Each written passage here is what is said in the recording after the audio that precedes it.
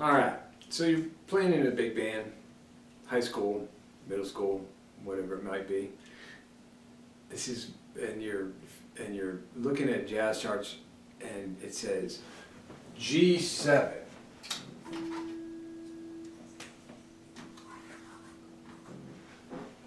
Here's a little secret for you. Jazz player, we don't really play a G7. Normally speaking, we're going to go to at least a G9 or a G13.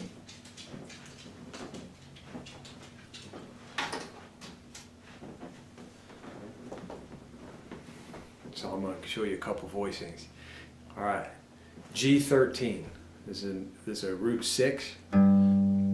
First finger, 3rd fret on the 6th string. 2nd finger on the 3rd fret on the 4th string. And then my 3rd finger goes to the 4th fret on the G string. And then my pinky goes to the 5th fret on the B string.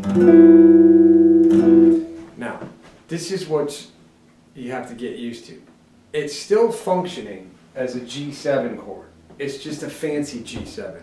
It's with the 13 in it. It's got a little jazz note in it. Okay, for our dominant 9 chord, we're going to do a root 5 voicing. So 2nd finger, 10th fret on the 5th string. 1st finger on the 9th fret on the 4th string. 3rd finger on the 10th fret on the G string, or 3rd string, and then your pinky goes to the 10th fret on the B string. Again, both of these chords function as G7. They have the elements of a dominant 7 chord. But both of them have a little fancy note in them.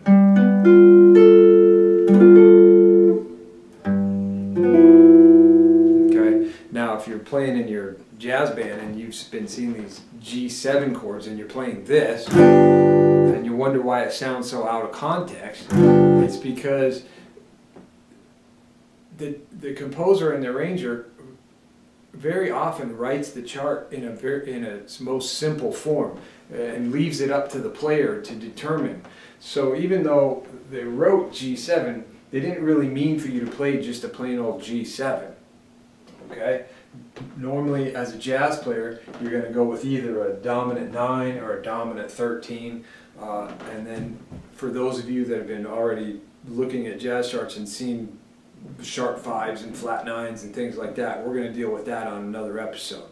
For right now, just a couple of voicings just to get started.